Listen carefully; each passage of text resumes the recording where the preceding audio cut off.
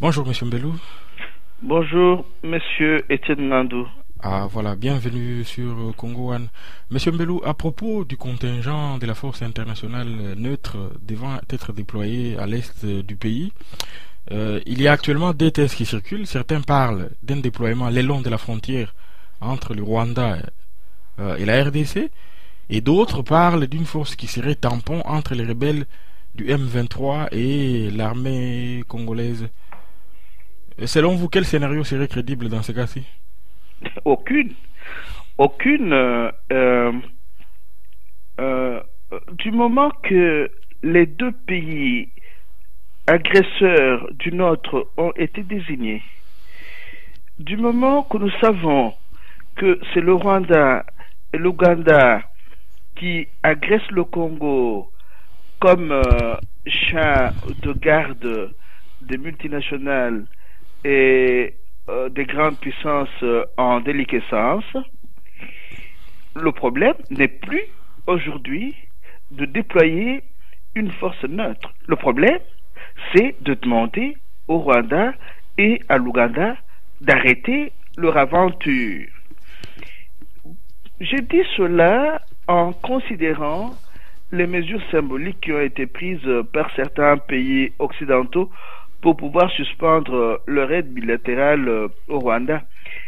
Contrairement à ce que nous pouvons penser, ces mesures symboliques ont contribué à arrêter, ne fût-ce que pour un temps, les ardeurs du fameux M23, qui n'est rien d'autre que l'association des armées rwandaises et ougandaises.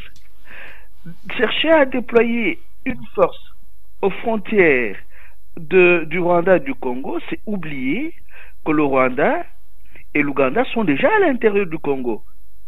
Chercher à aller déployer cette force dans dans les cités ou villages où cette force composée du Rwanda et de l'Ouganda a déjà commencé à opérer, c'est oublier qu'il y en a déjà à l'intérieur de notre pays, au sein de l'armée. Vous savez que le CNDP, d'où vient le M23, fut, et je pourrais même dire, continue à être membre de l'ex-majorité présidentielle. Comment, en déployant une force neutre dans les villages, dans les cités où l'on prétend que le M23 opère, comment va-t-on faire là où le M23, l'ex-CNDP, s'est déjà infiltré à l'intérieur même de notre pays? Je ne vous donne pas une information en vous disant qu'une partie du CNDP avait déjà été déployée dans le Kasaï occidental. Mais à propos de cette force neutre, il a été retenu le principe que les protagonistes dans cette crise n'y participeraient pas. N'y voyez pas comme un crédit qu'on accorde par rapport à cette force si les protagonistes ne font pas partie de cette force neutre. Mais les protagonistes, c'est quoi? Les protagonistes, c'est qui? Il s'agit d'une guerre d'agression. Et l'ONU sait que nous sommes agressés par le Rwanda, et maintenant le gouverneur du Nord Kivu a eu des informations confirmant la présence de l'Ouganda dans cette guerre d'agression. N'oublions surtout pas que chaque fois que nous parlons du Rwanda et de l'Ouganda, nous mettons entre parenthèses les multinationales qui créent cet état de guerre permanente pour pouvoir piller nos matières premières dans la province orientale de notre pays. L'ONU est à l'est de notre pays. L'ONU a entrepris des démarches. L'ONU a mené des enquêtes qui l'ont conduit à identifier l'agresseur de notre pays. Pourquoi faut-il encore chercher à déployer des forces neutres pendant que l'ONU est en face de l'agresseur de notre pays? Mais en tout cas, à propos de cette solution des forces neutres, ça ne semble pas rassurer les Congolais. C'est le moins qu'on puisse en dire, puisque les quotidiens qui noient les potentiels écrits par exemple, la force neutre n'est ni une solution, et moins encore la solution au drame récurrent de l'Est de la RDC. Il est une distraction. Son déploiement à l'intérieur des frontières et la matérialisation du projet de balkanisation en cours de la République démocratique du Congo. Qu'est-ce que vous en pensez? Oui, bon, moi, je n'aime plus tellement le mot balkanisation. C'est un mot qui ne semble pas rendre le drame, la tragédie que notre pays est en train de connaître. Et il y a un phénomène beaucoup plus profond que la balkanisation de notre pays qui est en train d'être imposé à notre pays. Le phénomène, c'est de pouvoir créer des petits États faibles au Congo, et que ces petits États-là dépendent des grandes puissances en déliquescence pour leur assurer l'approvisionnement en matières premières stratégiques et surtout en pétrole et en gaz. J'ai l'impression que quand nous débattons sur ce qui se passe à l'est de notre pays, nous oublions cet enjeu énergétique qui est fondamental. La crise créée de toutes pièces par l'Occident a poussé cet Occident à pouvoir s'engager dans la recherche des marchés, et le Congo constitue aujourd'hui un marché où les puissances en déliquescence voudraient agir.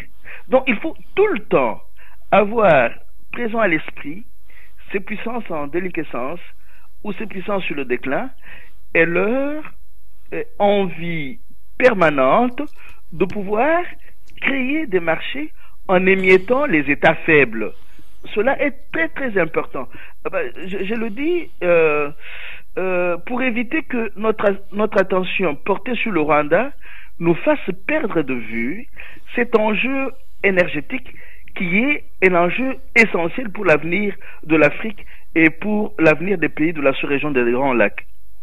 Mais une question qui revient, est-ce que le gouvernement congolais négocie bien dans toutes ces rencontres à propos de la constitution de cette force neutre?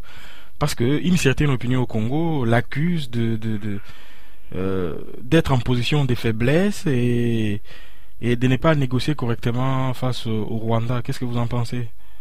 De quel gouvernement congolais parlez-vous, monsieur Etienne Ngandou? Celui de Kinshasa. Non, il n'y a pas de gouvernement au Congo. Il y a un groupe d'aventuriers qui a orchestré un coup d'État après les élections de novembre et décembre 2011. Et ce groupe d'aventuriers fait partie du problème. Nous souffrons aussi du fait que nous sommes tombés dans une illégitimité et une illégalité qui ne disent pas son nom, et qui ne disent pas leur nom.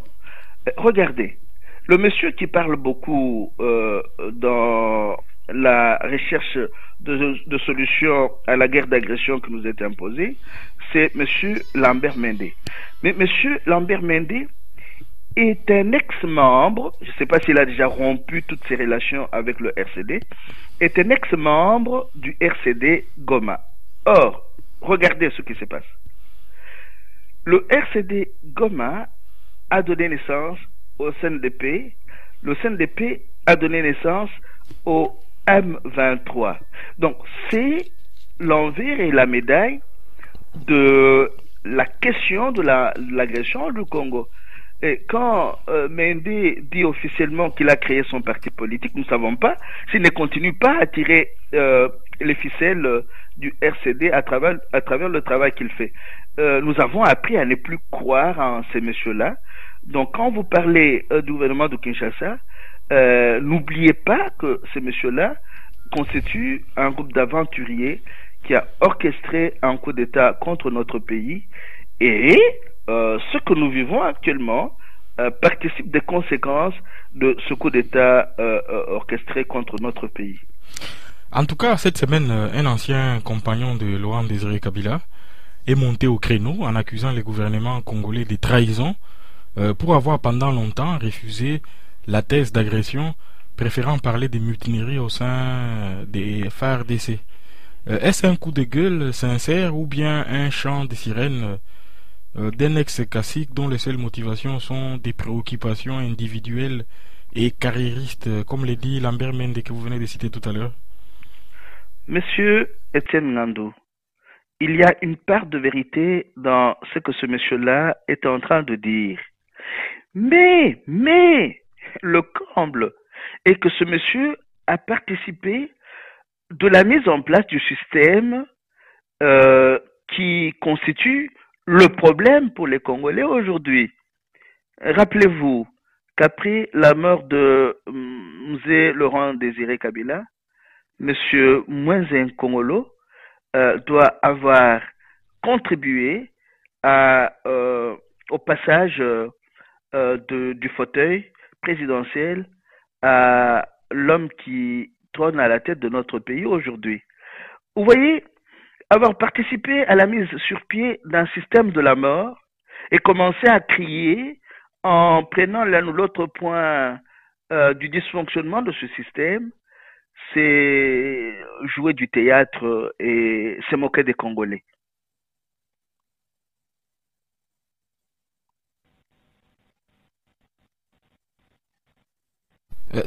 Donc ce n'est pas sérieux ce coup de gueule de Moïse Non, Kongolo. ce n'est pas sérieux, ce n'est pas sérieux.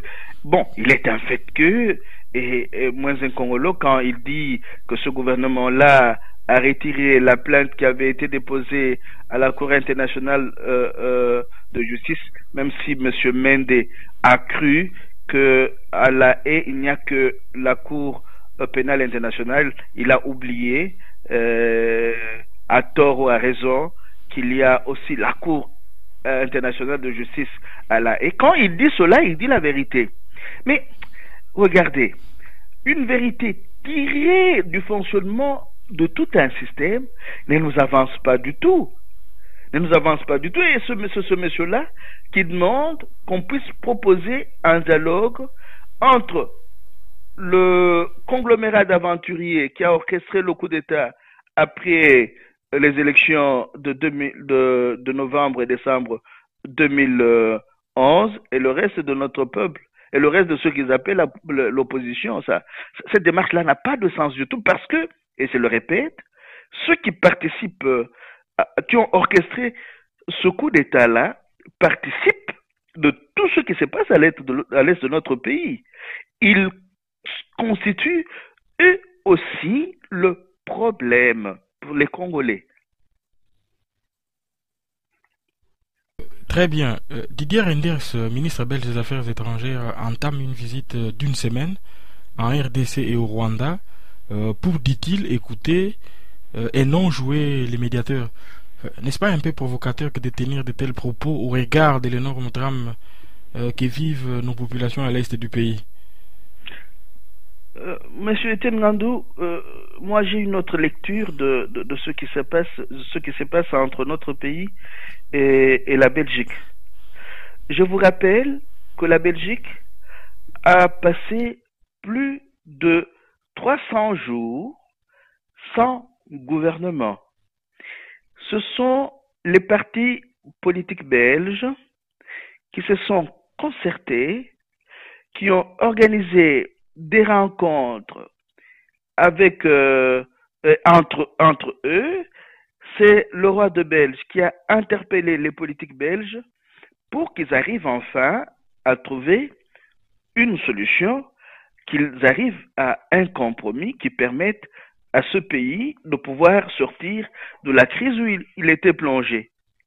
Je n'ai jamais entendu pendant cette longue période de crise qu'il y a eu un politique allemand, un politique français, un politique américain qui est venu interférer dans la recherche de la solution à la crise. Pourquoi, quand il s'agit du Congo et du Rwanda, il doit y avoir des politiques belges qui vont pour aller écouter? J'estime qu'il y a, là encore, un reste de paternalisme, mais aussi d'aliénation dont nous devons nous départir. Il est temps que les questions essentielles concernant la sous-région des Grands Lacs puissent être résolues, puissent trouver leur solution à partir des organisations internationales, dont par exemple l'ONU, même si elle est inefficace, et les organisations sous-régionales de l'Afrique, et même au niveau de l'Union africaine. Si au niveau des organisations internationales, si au niveau de l'Union africaine, si au niveau des organisations sous-régionales africaines, il n'y a pas de solution, les Congolais et les Rwandais doivent poursuivre leurs recherches comme ça s'est fait partout ailleurs. Pourquoi est-ce que les choses doivent changer leur mode de fonctionnement quand il s'agit des pays africains? Pourquoi cette asymétrie dans la gestion de nos relations? Moi, je situe la question au niveau de cette asymétrie dans la gestion de nos relations, et je dis qu'il y va de la recolonisation de l'Afrique. Et si nous n'arrivons pas à rompre ces relations asymétriques, nous n'aurons plus que nos yeux pour pleurer. Mais plus globalement, l'attitude du gouvernement belge dans cette crise paraît intrigante. Il semble plus préoccupé à sauver les pouvoirs des Kabila que toute autre chose.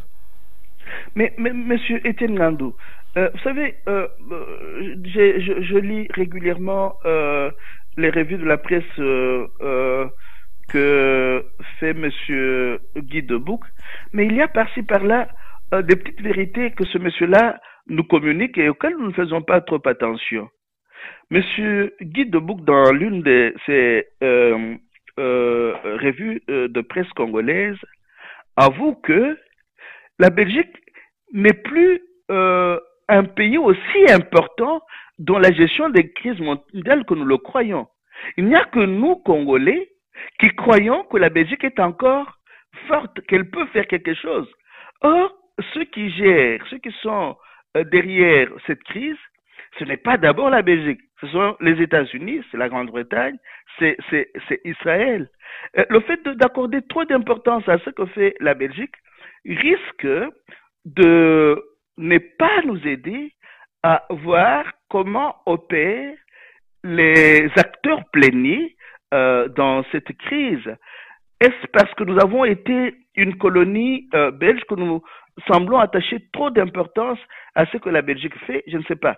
Mais j'estime qu'il est grandement temps que nous puissions nous prendre en charge comme acteurs de notre politique en essayant de trouver comment travailler à nous engager sur des axes stratégiques beaucoup plus prometteurs que ceux sur lesquels nous travaillons aujourd'hui.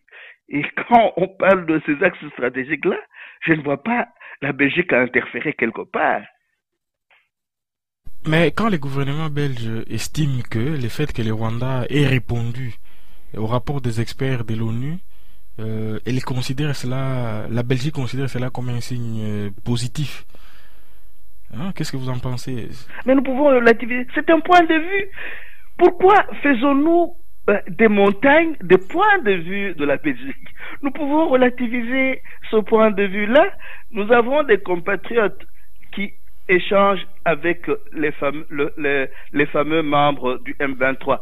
Je vous avoue que les compatriotes, plusieurs compatriotes sont aujourd'hui contactés pour qu'ils jouent le rôle que l'AFDEL de Laurent Désiré Kabila a joué en 1996. Beaucoup résistent. Il y en a qui sont tombés dans le piège. Il y a nos compatriotes de l'Est qui savent ce qui se passe réellement. Pourquoi devons-nous beaucoup plus tenir compte du point de vue de la Belgique que de celui de nos compatriotes qui sont à l'Est, de nos compatriotes qui sont en contact avec, qui sont sollicités par le M23? Est-ce que nous ne pouvons pas nous faire notre point de vue à nous, notre opinion à nous, en dehors de ce que la Belgique raconte? Très bien. Et pour finir sur cette question, il y a un prêtre congolais qui a écrit justement à Didier Reynders une lettre l'interpellant sur les drames congolais. Ne pensez-vous pas que l'indifférence de la Belgique risque de pousser à certains actes de désespoir ici en Belgique? Bon, regardez, c'est du droit des compatriotes de pouvoir interpeller qui ils veulent, quand ils veulent. Mais euh, pousser nos compatriotes à poser des actes de désespoir en Belgique, ça pourrait aussi être une façon de fermer les yeux sur les véritables acteurs pléniers de notre tragédie. Et j'ai l'impression que cela peut aussi participer des analyses biaisées que nous faisons sur la tragédie que notre pays connaît. Or, au jour d'aujourd'hui, nous avons une lecture abondante sur cette tragédie. Vous pouvez prendre Noir Canada, vous pouvez prendre l'avant-dernier livre de Pierre Péan, Carnage, les guerres secrètes des grandes puissances en Afrique. Vous pouvez prendre le livre de Florence Hartmann, Paix et Châtiment, les guerres secrètes de la politique et de la justice internationale en Afrique. Vous pouvez prendre tous ces livres-là et vous dire, répondre à cette question-ci, qui est acteur plénier chez nous?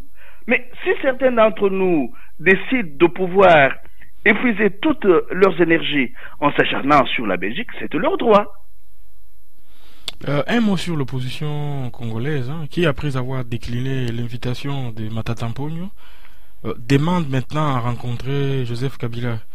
Radio Okapi écrit notamment ceci: les opposants estiment que la situation qui prévaut en RDC nécessite une rencontre entre le président de la République et toute l'opposition politique dans le but de trouver des solutions à la crise et reconstruire la cohésion nationale. Est-ce que l'opposition est dans son rôle naturel sur cette question? De quelle opposition parlez-vous? Il n'y a pas d'opposition au Congo. Vous savez, nous avons la misère de connaître des compatriotes qui n'ont comme fonction que politiciens. Donc quand on interpelle le compatriote X, on lui demande: que faites-vous dans votre pays?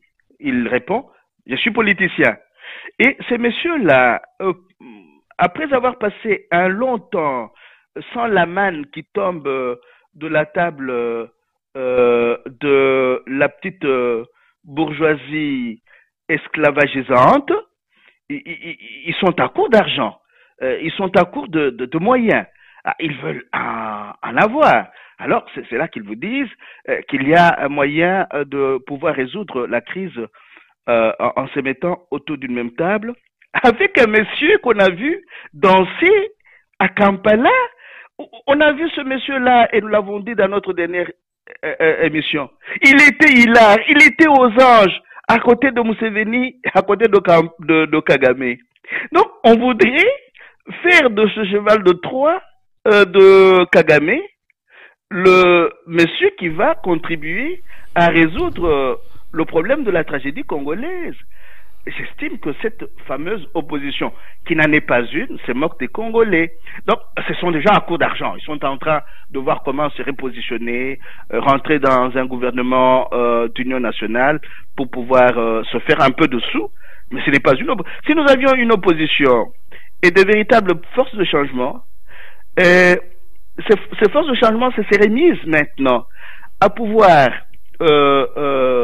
s'emparer de nos masses populaires pour les animer sur la crise, sur la guerre d'agression que notre pays connaît, de façon que ces masses populaires, dans les coins et les recoins de notre pays, se mettent debout comme un seul homme pour pouvoir bouter l'ennemi dehors, mais qu'ils en appellent à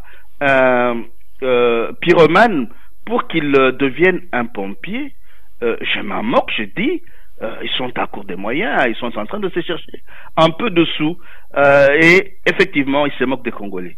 Donc pour vous, ce sont des appels des pieds d'une opposition qui veut entrer dans un énième gouvernement d'union Non, nationale. mais moi je n'appelle pas ces messieurs-là, je n'accepte, bon, c'est mon point de vue contestable. Moi je ne vois pas, il n'y a pas d'opposition au Congo. Nous vivons dans un contexte très flou.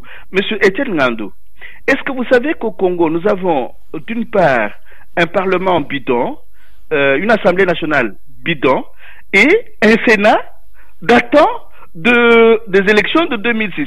Vous avez déjà vu ça dans quel pays? Et vous allez parler de ces gens-là, les prendre au sérieux en disant que ces gens-là font partie de l'opposition. Non, ce sont des aventuriers. Moi, je ne les prends pas au sérieux. Ah, très bien. Un mot sur les cas Diomi, hein, dont on ne sait toujours pas ce qu'il est devenu. Et également sur Floribert Chebeya. Et dans son cas, on a appris que les principaux témoins pourraient être entendus à Genève très bientôt au Commissariat général des droits de l'homme. Oui, si je peux dire un mot sur ces deux cas, je conseillerais ceci à mes compatriotes. Il y en a qui sont déjà découragés, il y en a qui privilégient l'une ou l'autre solution, mais qui se disent que la guerre d'agression que notre pays connaît a des dimensions anthropologiques. Le fait que Diomi puisse croupir dans des cachots de l'ANR jusqu'à ce jour témoigne que ceux qui se sont emparés du pouvoir au Congo après les élections de novembre et décembre 2011 savent qu'il y a des Congolais capables de mobiliser leurs compatriotes pour leur rendre la vie difficile et les mettre hors d'état d'agir. Voilà pourquoi ces messieurs-là se sont emparés de Diomi pour qu'il ne poursuive pas son travail de mobilisation des autres partis qui pouvaient se retrouver dans la majorité présidentielle populaire afin de mener une lutte privilégiant le peuple d'abord. Pour le cas de Floribert Chebeya, Dieu merci, le voile est en train de se déchirer. Si le témoin privilégié dans cette affaire pouvait aller témoigner au commissariat pour les droits de l'homme à Genève, ça serait une avancée dans la recherche de la vérité sur la tragédie de notre pays. Comme je vous le disais dans notre dernière émission, le phénomène de la recolonisation est un phénomène violent qui s'en prend d'abord aux têtes pensantes, aux nationalistes congolais. Et nous devons être très attentifs, faire attention pour que la violence de la recolonisation n'emporte pas tous les meilleurs d'entre nous. Mais au vu de ce qui est en train de se passer aujourd'hui, je suis de plus en plus convaincu que petit à petit, le Congo va sortir sa tête de l'eau. C'est vrai, ça traîne, ça dure. Mais du moment que les véritables agresseurs derrière qui jouent les acteurs pléniers ont été identifiés, une partie de solution à notre tragédie est déjà trouvée. Il nous appartient de pouvoir travailler encore d'arrache-pied pour pouvoir faire avancer la cause de nos populations et de notre pays. Mais, M. Mbelou, pour revenir au cas de Floribert Chebeya, venir acquiser ce pouvoir en Occident, devant l'Occident, qu'il viole les droits de l'homme, on a vu que ça ne marchait pas, puisque l'Occident était bien... Ils sont bien au courant des violations massives des droits de l'homme qui sont commis au Congo. Cela ne change rien sur place. Pensez-vous que si Mwila Mboué vient témoigner à Genève, comme on l'a dit là, cela va changer quelque chose? Ça peut changer quelque chose du point de vue de l'opinion publique. N'oublions pas, et comme je venais de le dire, que la guerre d'agression qui nous est imposée a plusieurs dimensions. Il y a la dimension du mensonge orchestré par les acteurs politiques du Rwanda et du Congo. Vous vous rendez compte maintenant, par exemple, que pour le cas de Floribert Chebeya, la vérité est en train d'éclater au grand jour. C'est vrai, il peut se faire que rien de bon ne sorte après ce témoignage-là. Mais là, nous, en tant que Congolais, nous aurons fait notre devoir. Nous aurons pris à témoin le monde entier que si jamais demain les Congolais optaient pour des solutions beaucoup plus draconiennes, qu'on n'aille pas nous dire que nous n'aurons pas eu recours à la diplomatie et à la justice internationale. Donc, ça fait partie de tout un tas de fronts sur lesquels nous devons nous battre. C'est vrai qu'il y a des fronts à privilégier, mais le front diplomatique, le front de la justice internationale mérite aussi que nous puissions lui accorder une certaine importance, même si nous sommes convaincus d'avance que les guerres que nous subissons, les guerres qui nous sont imposées, sont aussi les guerres de la politique et de la justice internationale.